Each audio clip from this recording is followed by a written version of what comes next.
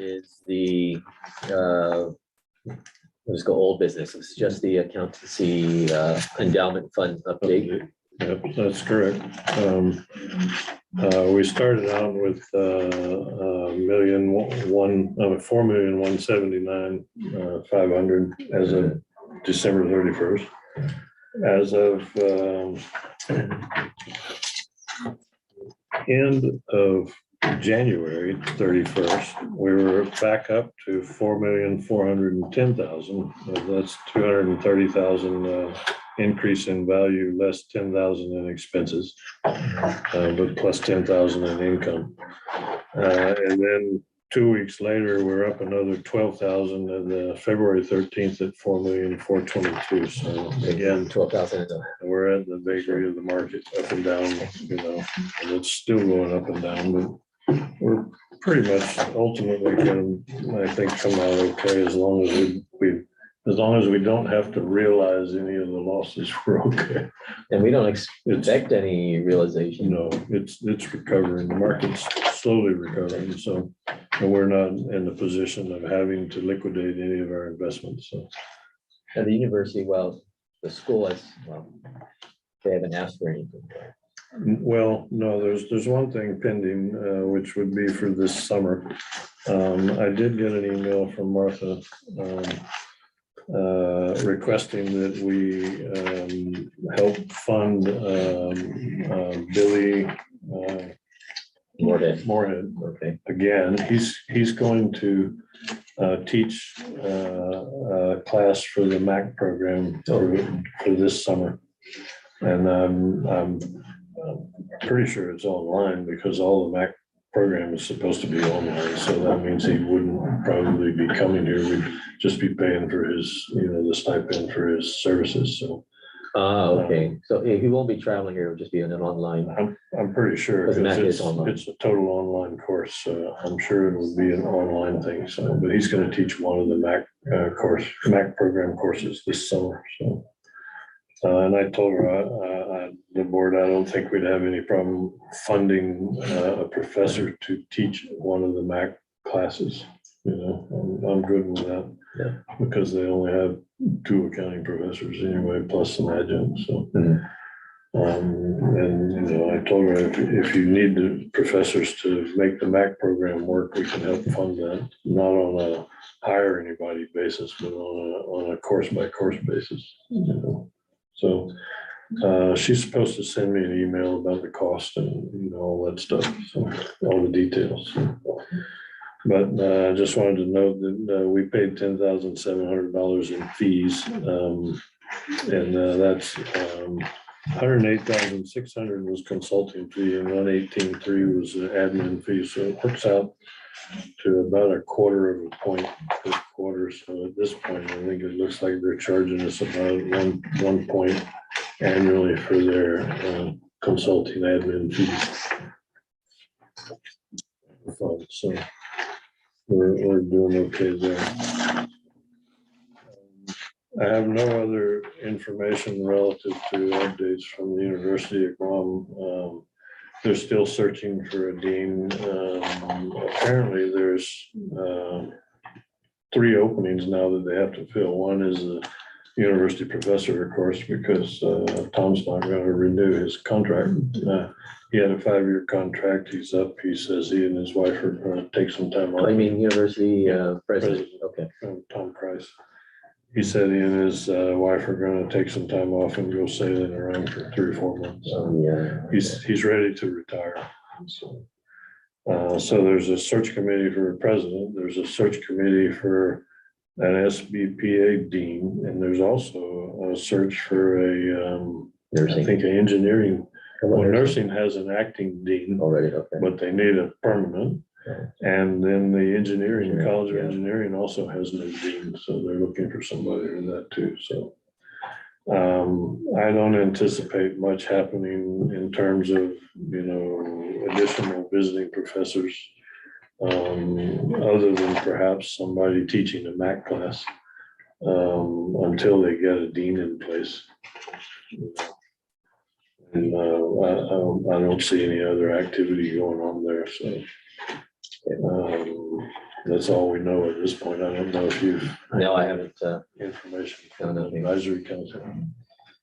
no, Are they meeting or did they have just that one meeting? just that one meeting, we're supposed to meet again.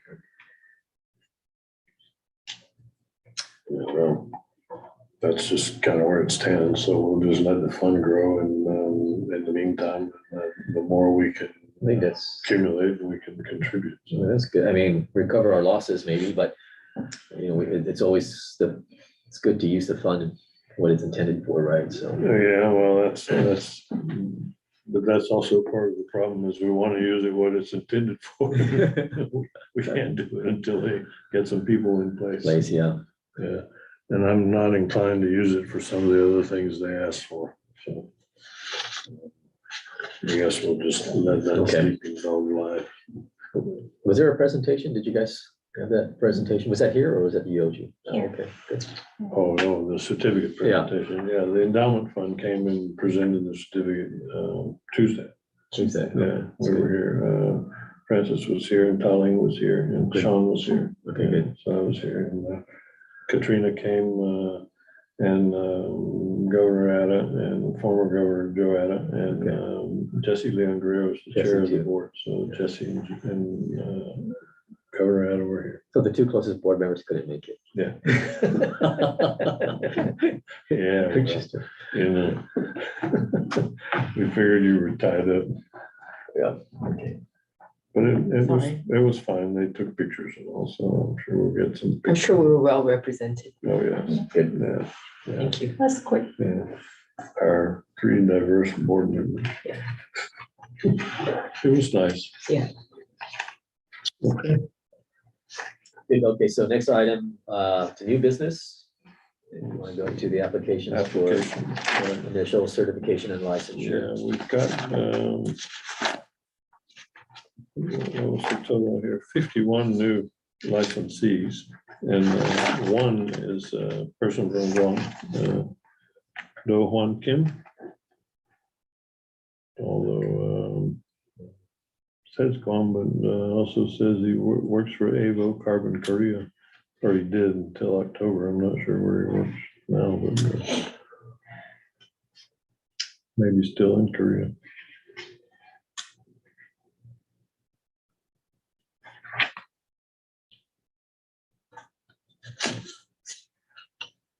Okay, So mostly, what's that, Tommy? yeah.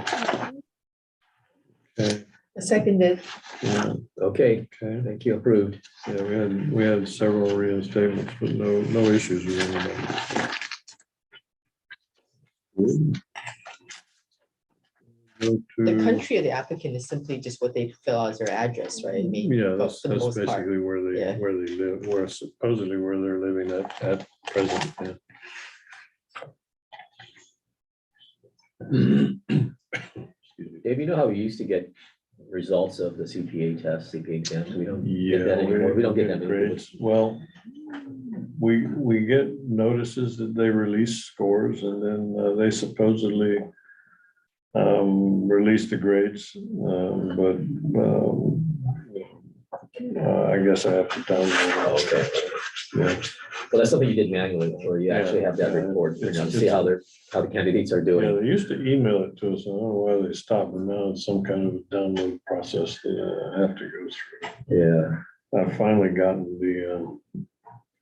NASMA implemented the new OPTA sign-on thing. I don't know if you guys got the email. I did. It's a single sign-on I- thing through OPTA. I got locked out and now it won't let me in. Okay.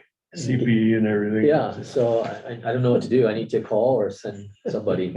You need to let us know. And I think we have some ability to reset things now that we didn't have before. Okay. Not much more, but a little more. That's good to know. So at least we could send you a password Okay. reset or something like that. Because for the- sometimes for if the it's too CPE. frustrating, So we just can put- you Yeah, do you that? Yeah. just ignore it. Yeah. Right. Yeah, I me got, too. Well, They gave me this link. I clicked on it and it said unable to yeah, log well, on. that's the problem I had was that the candidate files we get to do the licensing, we get, CPACE handles our application process. They track the candidates. They have all that information. whenever that candidate passes the exam, they send us the candidate file with all the details, grades, everything, right? And we get PDF. Well, they don't send it to us. They put it on their It's available. site, Yeah. an SFTP site, for me to pick it up and download it.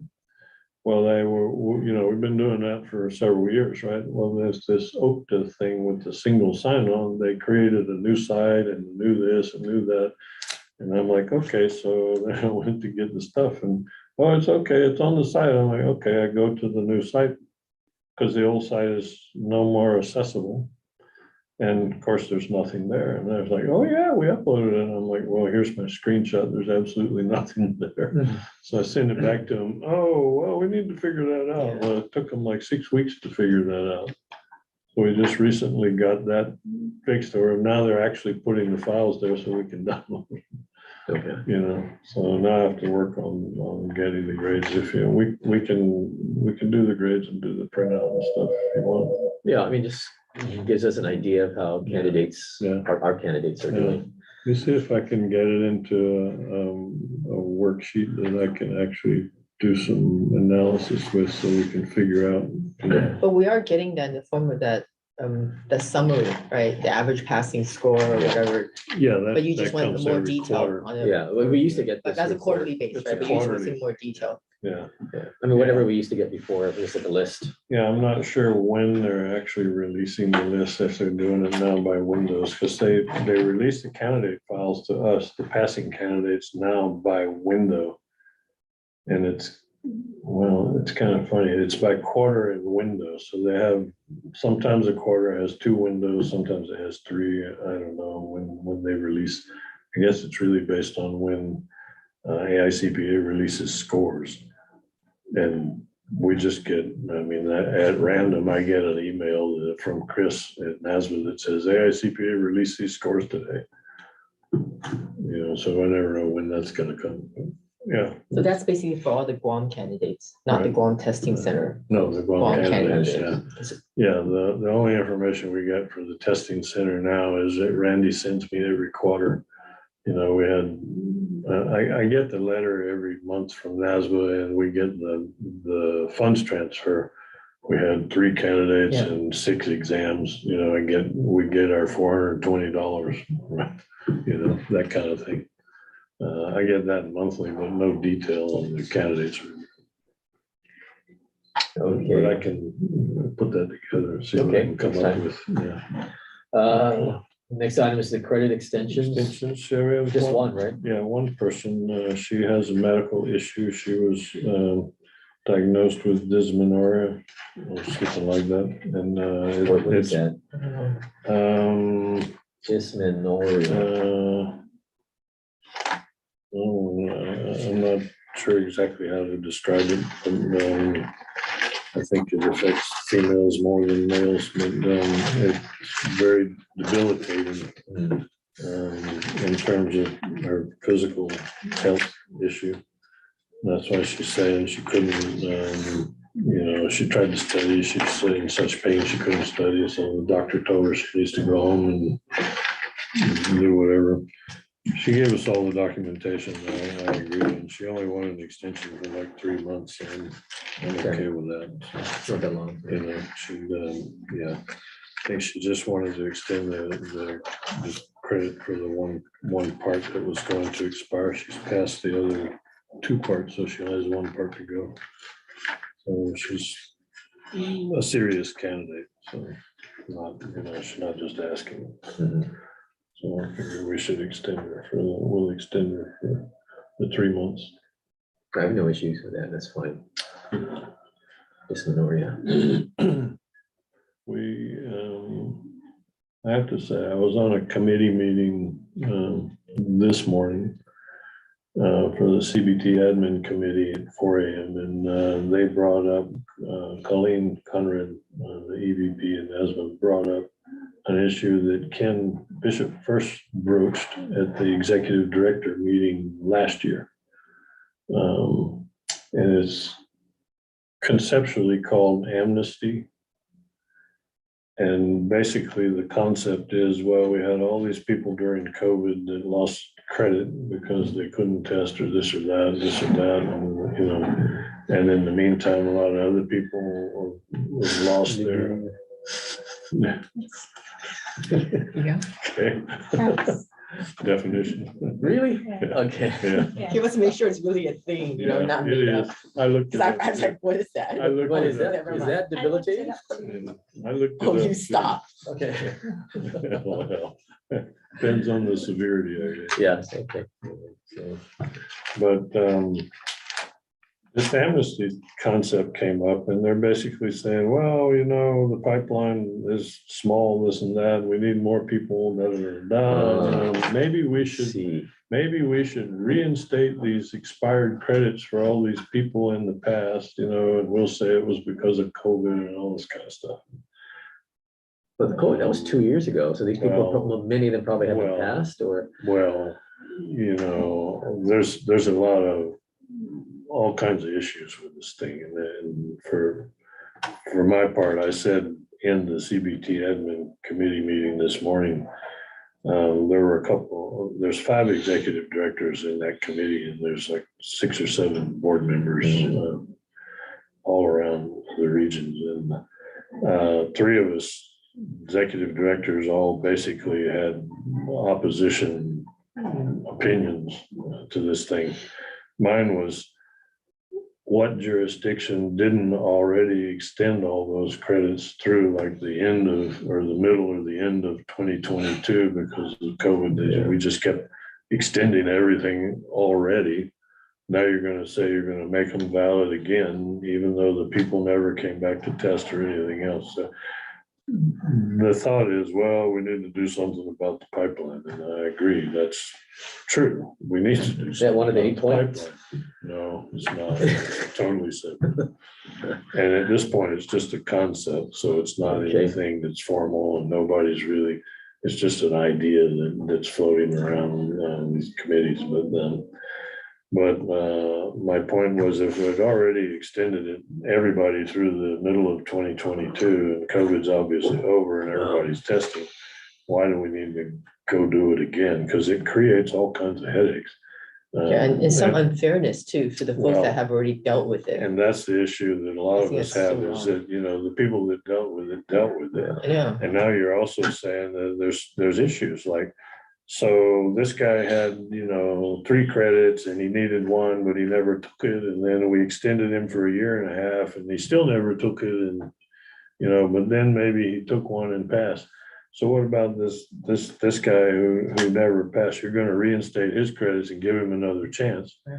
In the meantime, this guy had 2 credits, you know, or 3 credits, 1 expired. He took that again, passed it, and then took the other one.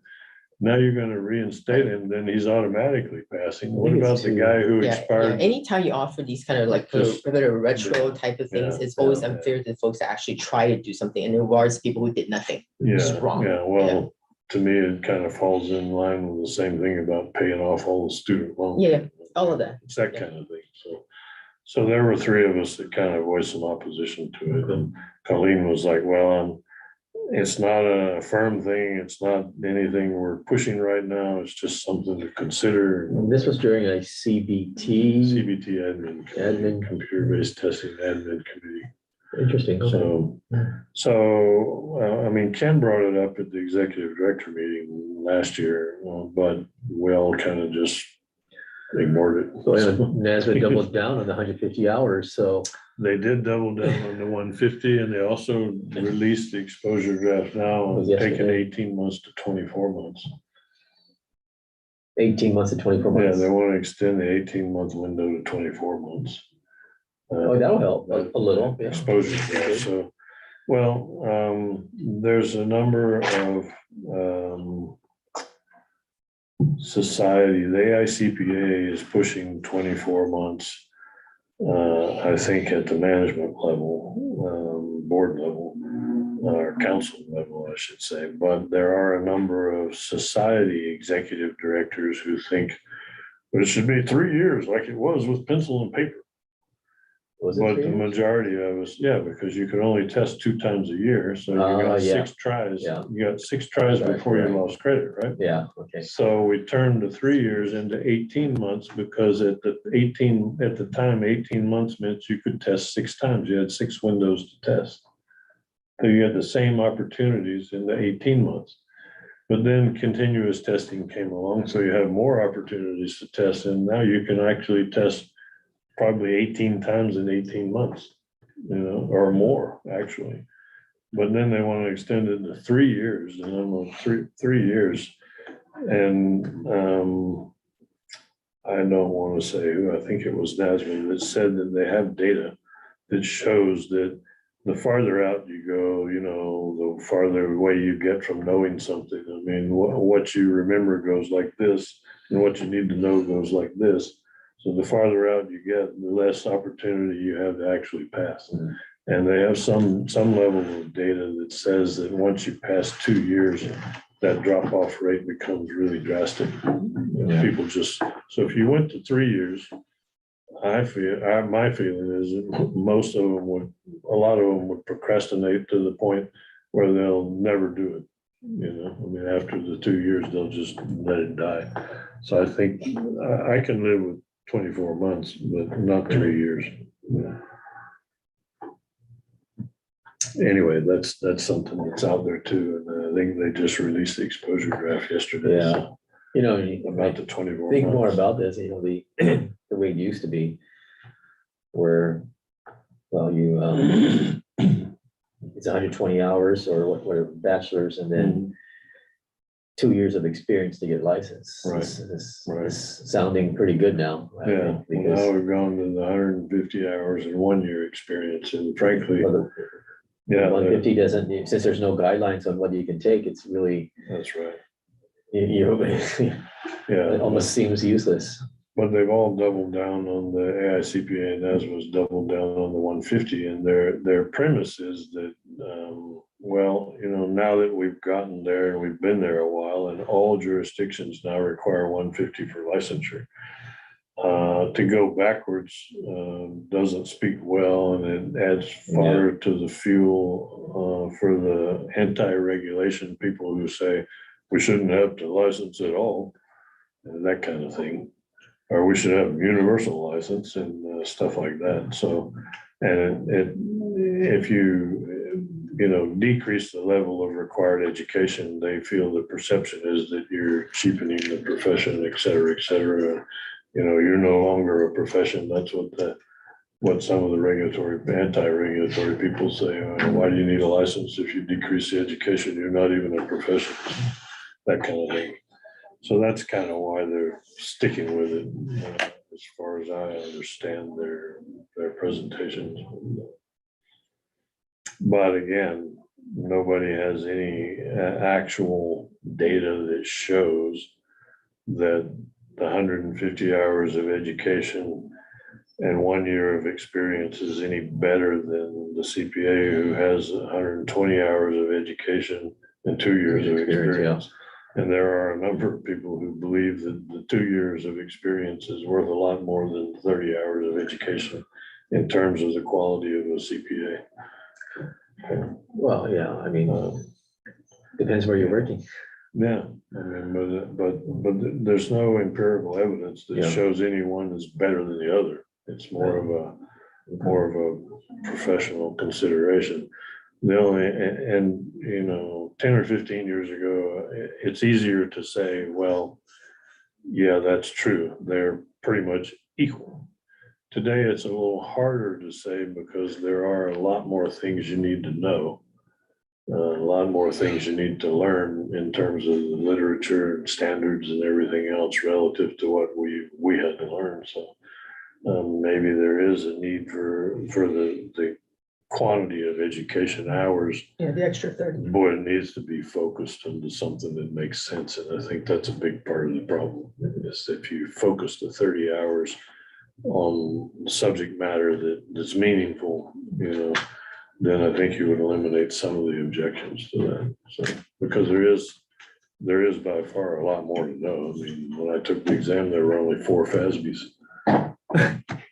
Seriously, yeah. Oh, really? Yeah, there were 4. Boy, I had to learn APBs. You don't even know what an APB yes, is, do it's you? a accounting bulletin, something, Accounting Principles Principles Board Board. opinion. board opinion, APB. Board opinion. Yeah, I had to learn the APBs. There was only FASB 4 was just issued when I was taking the exam. When I took, when I was studying for the exam, it was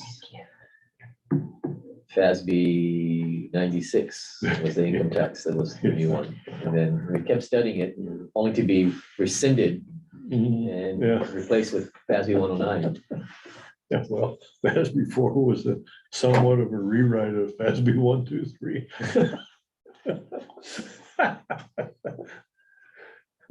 Just kind of interesting. Is that the receivables? I don't remember anymore. Thank God I didn't have to learn it. I had to learn ERISA, ERISA law, but that's the arguments that are out there today. And they have supported the 150, AICPA and NASDAQ both, even if there's some, they came away saying we support the 150 flat out. There's no questions. We're not gonna support going backwards. Was there any discussion by the other, I guess, EDs or on that, in that committee meeting that mentioned that? No, everybody has, almost all the other jurisdictions have 120 to sit, 150 for licensure. So almost all of them have that. The few that don't, I think there's 5 that don't, and they said the few that don't are actually in the process of switching to the 120 to sit. We don't specify 120 to sit. We just specify that you have 18 months. You can sit up to 18 months before you complete your education. But you within that 18-month period, you have to complete your education or your grades are basically void. So if you take the exam and pass it in that 18 months and you don't complete your education, which means the 150, not 120, Yeah. you don't complete your education at that point, your grades are void. So you might as well not have taken the exam. So it's an incentive. It's a two-way incentive. And the interesting thing is when we get to the, well, actually, we're here, I think, on the next topic. Yeah, candidate performance report, or? Yeah, candidate performance. It's a good lead into this, like a segue, but in terms of this, if you look at our Guam for 2022 the fourth quarter, our pass rate's 50.35% and our average score is 70.75. Ranking wise in jurisdictions, we're number 5 in terms of total candidates, 6 in terms of total sections, 25 in pass rate, and 30 in average score. We're number 5. Which says we're kind of in the middle for pass rate and average score. And then, of course, if you look at the fact that we have 92% foreign candidates. We've improved though, I mean. Number 1, yes, we have. But number 2, if you look at the fact that 25% of our candidates are enrolled or other, meaning they haven't completed their education, right? So then if you take that same statistic from the overall nationwide, worldwide, right? And you say that the average score is 71. Well, our average score is 70.75, right? 70%. And then our pass rate is 50.35, and the overall pass rate 49.93. is 49, right? So we have a little higher pass rate, a quarter point, essentially a quarter point lower than average score, right? But they have 23% of people with advanced degrees and only 8% enrolled and only 15% foreign. So we have 92% foreign, 25% that have not completed their education. And basically we're a quarter point away from the overall average. Oh, I see what you mean. Yes. So when you look at it that way, the people who are still in process of finishing their education are doing just as well or better than Or some of the they're other ones. engineers taking the Yeah. exam, I don't one or know, the other. but they've got, what's the percentage over here? 23% have advanced degrees, meaning they've already finished their Yeah. advanced degrees. As We opposed only to have the 10%. 10.5. So Yeah, basically you're saying that the advanced degrees don't really mean anything. I'm saying it doesn't make that much difference. I mean, obviously, there's some people that, in every case, some do better than others. Some are smarter than others. Some are just better test takers. You just never know, but on the whole, it doesn't seem to make as much difference as it might be touted to make. But we don't If you will. also know what the advanced degree is in, Yes, right. right? Okay. Yeah, that's true too. But, and that's also another side of the issue with us is that we don't seem to have anybody really complaining about the 150-hour requirement. And amazingly enough, the majority of our candidates already have 150 hours of education. Because a lot of them are, and I'm sure a lot of the other ones do too, they come in, it's a second career choice. Exactly. Right. So they went and got a degree or they got this and they got halfway or 3/4 done and switched and, Right.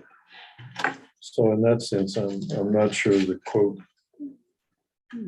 advanced degree, 150 hours makes all that much difference. Yeah. Truthfully.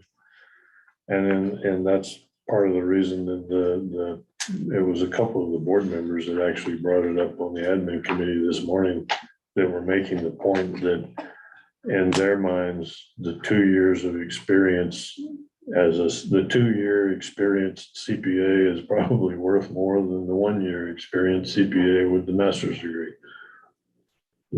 So. That's debatable. Yeah. Anything's possible, and it's purely debatable among, relative to individuals. The one other thing I wanted to note on the performance summary here in the 2022 Q4. If you look at the sections and candidates down here in the middle of the page, you can see that our sections are just a hair smaller in 2022 than they were in 2021. But our candidates are pretty much even, okay? So we're beginning to see a little bit of a decline. If you go over to the overall, you can see that their sections declined from 44,000 to 42 or 43,000. So over 2,000 section decline. And their applicants declined, or their candidates declined by 2,000 candidates in that same quarter. So we've been bucking that trend where our applicants and sections were going up while nationally it's going down. And I think we're getting to the point where it's leveling out now. And I'm seeing that 2/3 of our candidates are now re-exam candidates versus the 1/3 being first time. It used to be a lot more even. We had more, a relatively evenness between first time and renewals. Now we're seeing a lot more renewals, and I think that's a function of the new exam coming in January 2024. I think we're going to see all the people who've been in progress are going to do their best to get done. So we'll see more re-exam people coming down the pipeline, maybe than first time. The first time candidates, people might be looking at, why should I take it now? If we're going to have a new exam in January, I'll just wait. So. Or there are others that want to just Right, but finish it up. people that are in progress want to get done, especially get done before they have to. Or take they the want to lead. at least pass BEC before. Yeah, definitely. The ones that So, are currently in progress. yeah, so that's a function of the progress in the process. So we're basically, statistics wise, we're holding our own. We've been in the 5th position and more or less in the middle of the grades in the passing, so. Pretty good. You know, our test scores used to be like 40 some. Yeah, we used to have a lot lower pass rate and a lot lower scores, so it's getting better. And that even with the fact that our average age is a couple of years older than the average age overall. Well, I mean, reading into this too much, but the demographics have changed of our candidates. Good bit, yeah. And the fact that we used to be showing 1.7 to 1.8 sections per candidate on average. That's down to like 1.3. 1.3. Yeah, 1.4 now. Okay, Okay. What's the next? no question on that. We can go to the 8-point plan. Yes, which I haven't read it yet, but Don't bother. nobody. Yeah. NASBA was a little miffed about the AICPA's 8-point plan. Chiefly because they left one of the most significant factors and potential barriers as the second point of the 8th item to be addressed in the future. And that's relative to this, what they call the stakeholder calls to action, where they said, the AICPA said, we will address the system of attractiveness, cost, time, and reward as a barrier to entry to the profession. NASBA pointed out this generic statement did not adequately highlight salary and work-life balance concerns or speak to AICPA's plan to address such issues. This is true. The NASBA felt that the AICPA's 8-point plan kind of put, well, there's regulatory barriers as their upfront premise. And then at the end, and by the way, there are some issues with us, meaning the firms and how much time you give people to take the exam and how much pay increase they get when they pass the exam and, you know, all those kind of things. That's what you're talking about in stakeholder calls to action. And I actually listened to a recording of the call that the state society directors had with some of the ICBA people. And one of the points that came up there was exactly this. And when the society execs were saying that, well, yeah, it's true. There are a number of firms who just, they don't give any concession whatsoever to people, employees that need to, they want to take the exam or need to take the exam or, you know, those kind of things.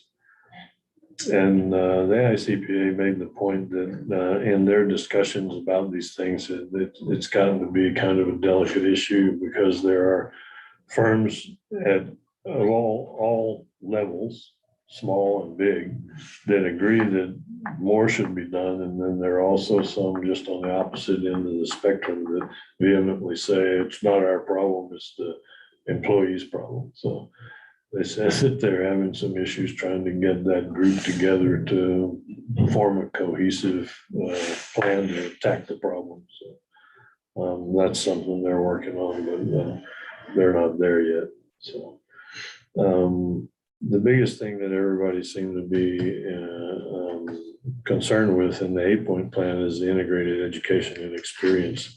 And I think EY has a part of that on an overall basis, along with, is it Price Waterhouse, PW? But they're talking about the integrated education and experience program being, I flip over here to this page 1 over here in the summary.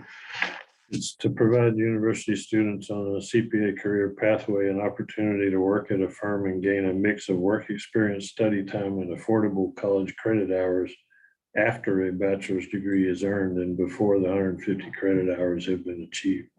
It's a way to bridge the gap between the education and practice. So it's cost effective, flexible, and scalable, and you know, can give people the chance to get their additional hours along with experience. You know, that's the focus of this main 8-point thing, I think. And of course, that's the biggest focus we all are concerned with, is how do you get the extra 30 hours at a reasonable price within a reasonable time frame, right? Yep.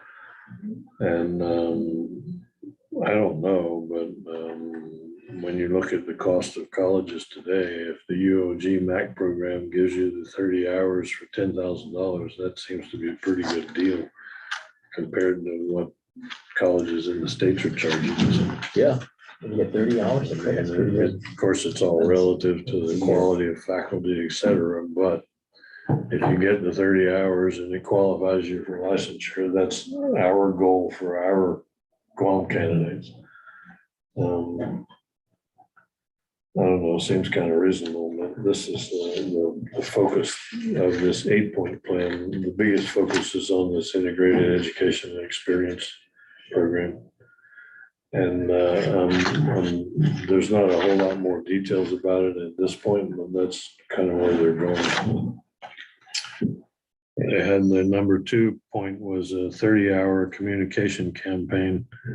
And I think that's relative to powerful examples of how to achieve 150 hours could eliminate the uncertainties among students and align the candidate coursework with firm and employer needs in their new hires.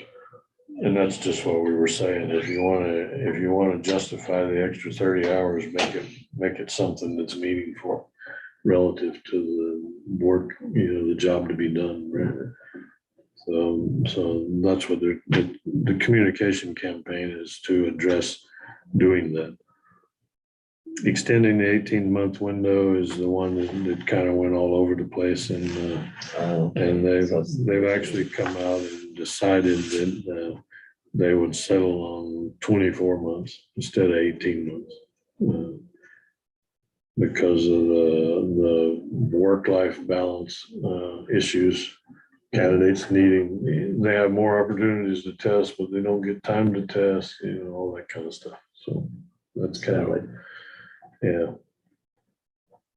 They're saying that adjusting the 18-month period to focus on high potential candidates that have completed over half their journey ensures that additional 1,000 to 3,000 or more licensed CPAs annually. I haven't seen any of that data, but I guess it's possible. Number 4 is to jurisdictional barriers, and that's the one thing the AACP NASBA was kind of put out with. What is that? Address challenges to the licensure path in states that confuse and frustrate CPA candidates.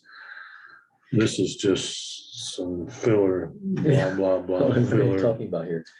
And that's kind of what NASBA was a little bit put out by. Well, there are a couple of states who make it next to impossible to get a license, Oregon being one of them. And that's the reason that Oregon, as of, I guess Martin's been back not quite a year, but he was there and they got rid of him.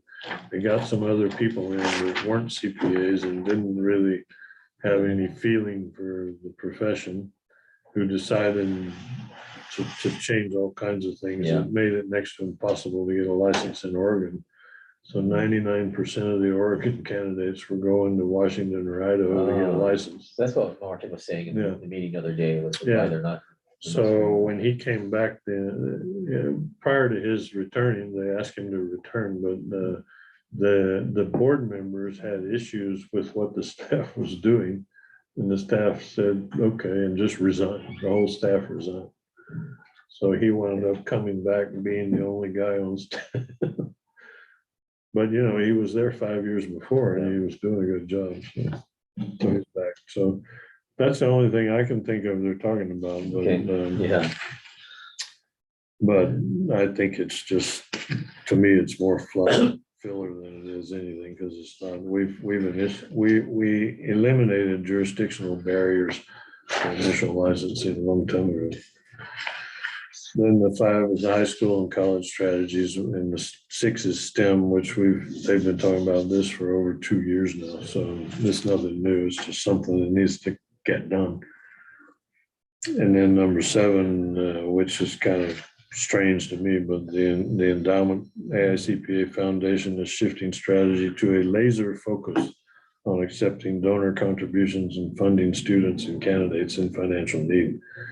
I don't know what they've been doing with it previous to this, but it seemed to me that would be the purpose, That should have been the primary purpose focus. in the first place. Yeah, so I don't know, but anyway, that's number 7. And then number 8 is the stakeholder call to action, which is, what NASBA kind of feels it should have been maybe number 2 at least, if not number 1. So, Sure. and I can't speak to that because of course I don't have a CPA firm with a lot of candidates that need to pass the exam. I just hire CPAs that already passed the exam. Yeah, no, we have that problem. Number 5 is interesting about AP courses that we'll do Yeah. in college. Yeah, that's something they're working on, and they really need to get the STEM recognition for once the courses are recognized as STEM courses, then it's much easier to get them approved as an AP course in high school. But this has been ongoing for at least 2 or 3 years, because I was on a faculty hour thing about 2 years ago discussing how to do it. I see. It's just something that takes time, and I think it has to go through Congress. I see. Yeah. Okay. I like it though. Anyway, I can't speak to number 8 in terms of the stakeholder actions that aren't being taken. NASBA felt like it should have been, number 8 should be number 2 at least, Yeah. not number 1. Oh, they didn't even use the words that NASA was using, No, what is it, the work-life balance and compensation? they tried to soft pedal the whole That's thing. kind of an So award. they're soft pedaling the entire thing. But that's also why it's a draft plan. So, but yeah, on the call that I listened to, Sue she spent a good bit of time trying to explain the issues they're having, trying to get consensus on what the response needs to be from the stakeholders. Okay. What can I say? When, it's kind of hard when you look at the foreign candidates that we have, and when they get a 30% salary increase for passing the exam, then the firm says, "Oh, you passed the exam, here's $500. You spent $3,000 getting it. You get $500 for passing." That amount was like So- years and years ago. Yeah, Has it changed? yeah, so, yeah. So Well- ours right now is 1,500 if you pass within the first 2 years. Yeah, Then after that, it's $500. that 1,500 just about covers the cost. Yes, so that's the thing. Pass within 2 years and we cover your costs. Yeah, well, what we do, we won't have taken CPA exam, but with our techs, they can take the exam, they take the tech courses. And if anything they pass, we'll pay for them, and we don't pay for anything till they pass it, so. Yeah, there's a number of different incentives, but the foreign candidates by far get much greater incentive. And I guess part of that is because, they're in more demand, relatively speaking. But that's one of the other issues that came up in one of Colleen's reasonings or pros in terms of this amnesty thing was the pool of CPAs is shrinking. How many people are retiring, et cetera, et cetera. Like in Guam's a good instance, we have 2 firms now that do audits, that's it. So in that sense, you say, oh, the overall pool is shrinking. I understand there's in the States, there's real difficulty with getting people to do PCAOB audits. A lot of people just don't want to touch it anymore because the PCAOB is so nitpicky with some of the things they've come out with relative to disciplining firms. And, nobody wants to do the work. And it's published. Yeah, but nobody wants to do the work.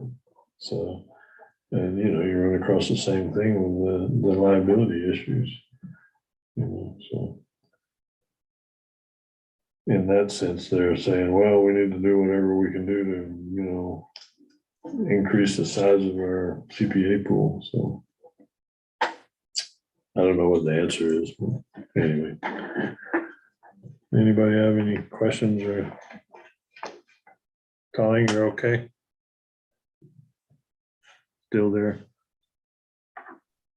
I'm fine. I've been following. Okay.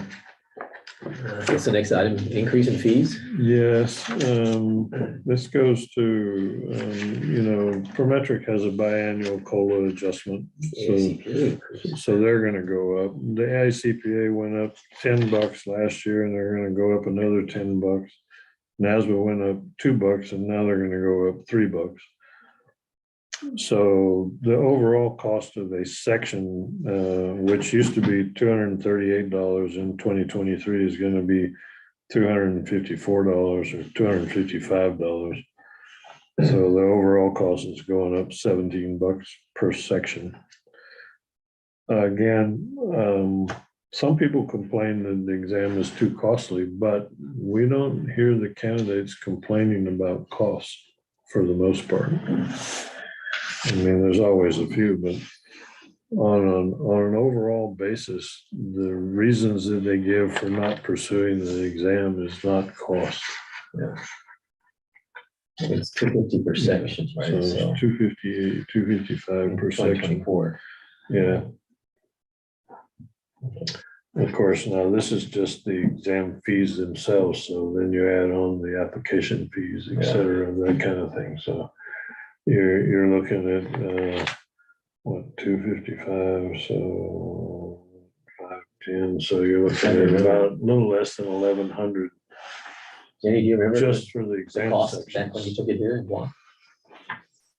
It was your first time, it was $125 for all 4 parts. Yeah, well, yeah, I took it. Your first time, yeah. And after that, I can't remember. Yeah, I think $100 mine was no, less than that. 100, well, I spent $150.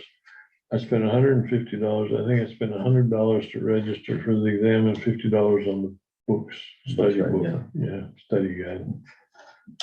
Yeah. But so you're spending a little less than $1,100 just on the exam fee. Then you throw in a couple hundred. Well, for us, it's 200 for the initial application and then 100 after that. To apply for the exam. Right, okay. Yeah, the application fees. So so if that you up. take, if you do it one part at a time, you would say 200 for the first. And then $100, or so you might spend $300 or $500 in application fees.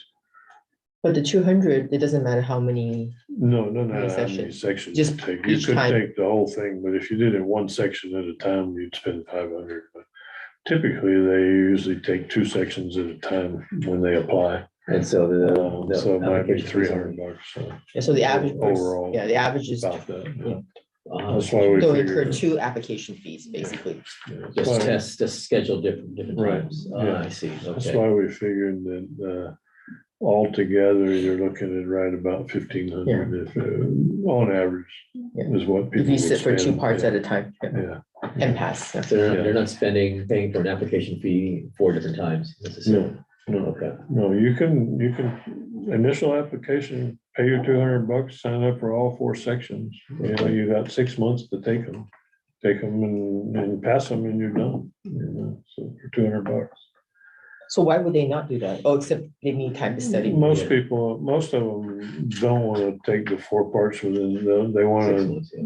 get 6 months to take the 2 parts. Because you only have 6 months Yeah. for the application. Yeah, for the notice to schedule it. So- Yes.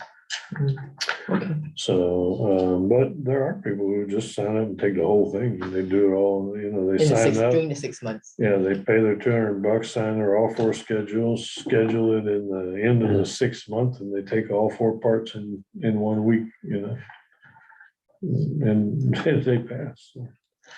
There's some people who That sounds reasonable to me. there's some people who take it 28 times before they pass, but they pass.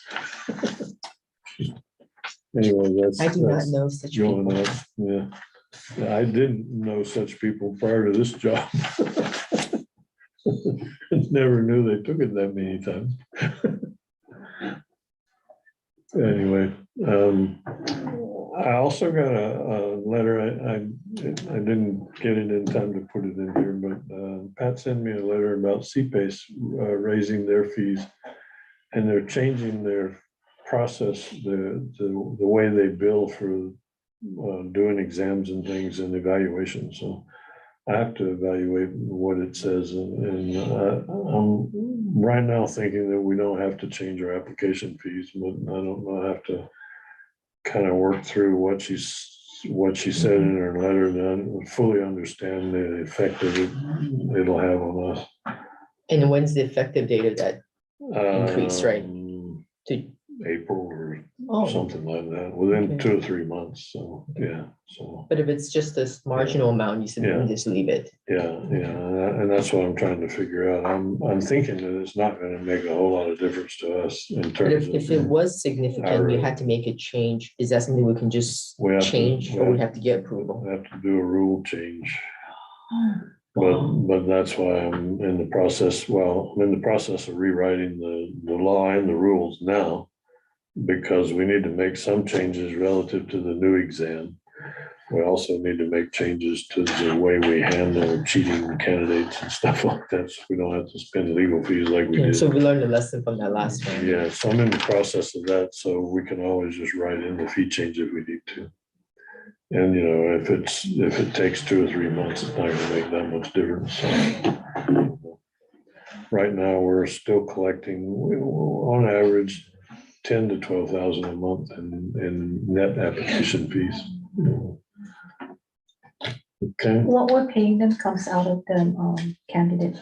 yeah, we don't actually pay them anything. They give us the they net, so the fact that there's still a net tells us that Yeah, they should go continue. yeah, yeah. But the question is, how much is that amount that we're willing to accept? Yeah, well, because we get to set that. Right, we Yeah. set the actual fee they charge the candidate, and then it's based on, you know, what. Except every time we change it, we have to go through a rules change, We is have what you're to have a saying. rule change, yeah, which is more difficult than it used to be, so that's why I'm just gonna write the whole thing into a bill, and I've asked Senator Joe, as he's still our oversight senator, I asked him about, you know, passing the bill, he said, no problem, just give him the bill. and Yeah, so you just get it you done. just gotta get to it. Just gotta get it done, you know, so. It's not difficult, just tedious, writing law. I don't like writing law.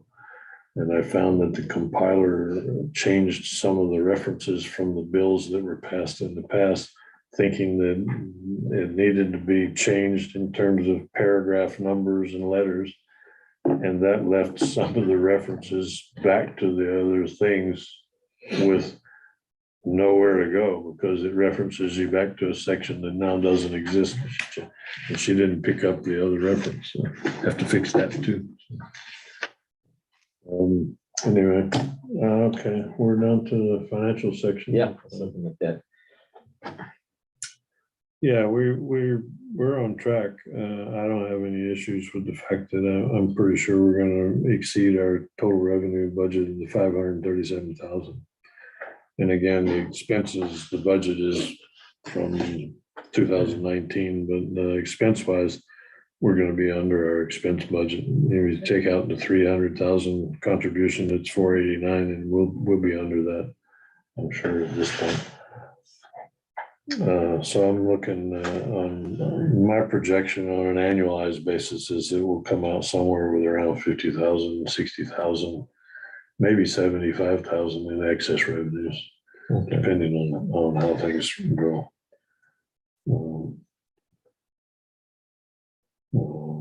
I'm pretty confident about that. So we're still holding our own. We're in a good position in that regard. And again, if you look at the graph back here with the application processing,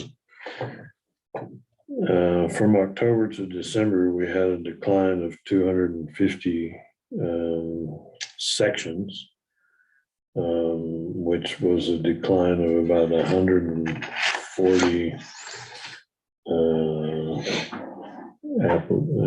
the applicants basically was steady. but the sections declined, and that's where we're seeing the first-time candidates and the renewal candidates. We still have the candidate, but the sections are declining. That's why I said it went from 1.8 to 1.3 or 4 sections per candidate. So revenue wise, we're still ahead, but it's now reached a point where it's no longer increasing. Our applicants are no longer growing. We're kind of falling into the same trend as the national trend has been for the last year. So we've been ahead of that game, but I think we're leveling off. It's hard to tell at this point what's going to happen in terms of people trying to get ahead of the game and pass before the end of the year. But I'm thinking that that's going to kind of prop everything up, because we know we're going to get some increase in volumes simply because of the new exam starting in January. There are people who want to get done before then.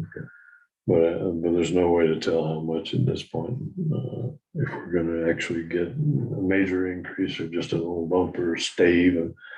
I'm pretty sure we're going to at least pretty much stay even with last year, if not a little bit ahead. I would think we'd be a little bit ahead, but it's hard to tell at this point. Yeah. No. So I got 3 months of data, so.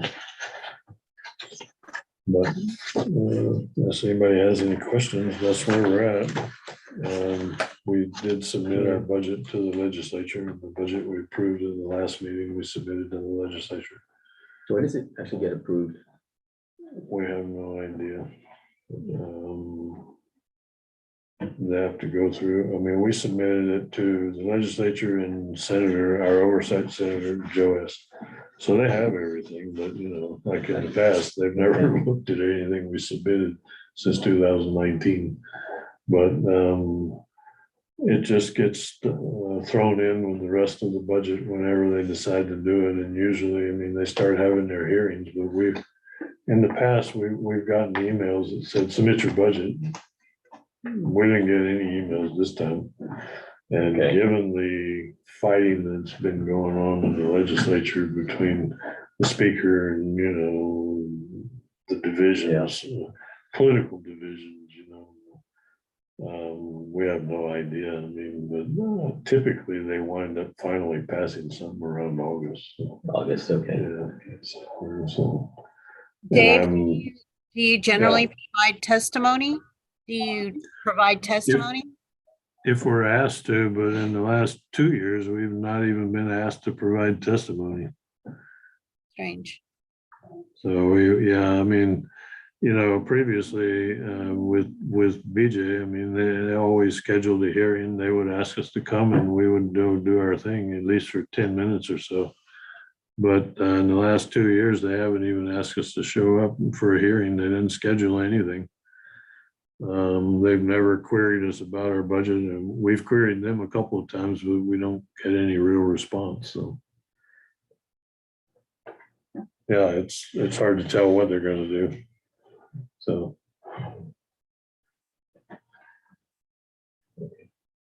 any other questions? I don't have any other questions, comments. Okay. Okay, if not, can I hear a motion to adjourn? Move to adjourn. Seconded. All Okay. right, meeting adjourned. Thank you. Thank you. Thanks, Tolling. Wish I could see you, but can't see you. Have a good night.